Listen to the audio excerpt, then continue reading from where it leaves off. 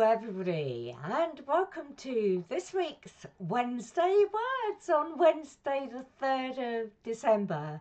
It's lovely to be with you again, and this week's topic is about our core values. I was inspired this morning by someone I listen to regularly. You may have heard of the British podcaster and author. His name is Jay Shetty. And Jay asked, what does it mean to live a full life? Now this got me thinking, what does it mean to live a full life? And Jay asked, do we need a big house, a good sounding job title, fame, fortune? And I wondered, well, does it mean having 1,000 subscribers on YouTube?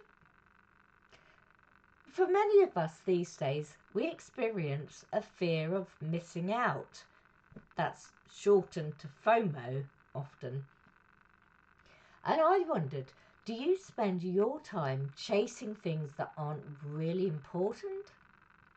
What if you were to shift your perspective and you discovered a way of focusing on things that really mattered in your life, in the here and now, without worrying about what happened in the past or what may or may not happen in the future? Do you think that could make a difference to how you feel? Now this morning when I was listening to Jay, he retold a story about a philosophy professor who showed her students a jar packed with several large rocks, and she asked her students, is the jar full? And they all said yes, it was. And then the next thing she did was add pebbles to the jar, shaking it around so that pebbles slipped down in between the rocks. And then she asked the same question, is the jar full? Once again, the students said yes. And finally, she poured sand into the jar, filling all the remaining space, and asked the students one last time. One last time the students said yes. Then she said, think of the jar as representing life. Now this is where it gets interesting. The rocks represent the major fundamental elements that you value the most: your health, your family, your closest friends. And then the pebbles represent the things that matter but aren't critical for you to live a meaningful life full of purpose, such as hobbies, your house, your current job. They do help add meaning to your life, but without them, you can still live a meaningful, purposeful life. And then lastly, we have the sand. Sand represents the small stuff, such as material possessions, or watching the television, your favourite TV show. These things can occupy our time and our energy. And whilst there's no denying that they do bring enjoyment, they do the least of everything to bring your life true meaning. Going back to the parable then, the teacher empties the jar next, and she tries refilling it in the reverse order. But guess what happens? After she pours in the sand, of course, there's no room for anything else, like the pebbles or the rocks. You can think of life the same way, she says. So when filling up your life, start with the rocks. Now, isn't that a great story about focusing on what matters in life, and particularly what matters in line with your core values because each one of us are different in what we believe and what is important to us. We don't want to have regrets in our lives. I certainly don't myself. And what I've found sitting with clients and from my own experience is that in this digital age, we can spend so much time scrolling on our phones.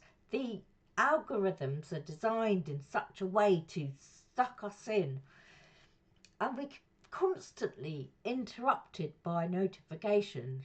I actually switch some of mine off sometimes. We get distracted by these things and go off on a complete tangent as a result. It can be so easy to spend our daily energy reserves on the sand in life without taking into account our real, true core values. In other words, the things that matter most to us. And this can even include doing errands and always saying yes to everything. That's one of my failures. Why do we always say yes to everything? Maybe we feel bad about saying no. Maybe we're used to being trodden on. But we can't continue in that vein. We need to practice self-care. And sometimes we can allow other people to do the errands. And there are always other people around that can do things. We do not have to do everything. Remember, each one of us only has the same number of hours in a day. And I've found recently, particularly, that it can be really helpful to be intentional about how we choose to spend them. We must prioritise our rocks because they're crucial to our mental health.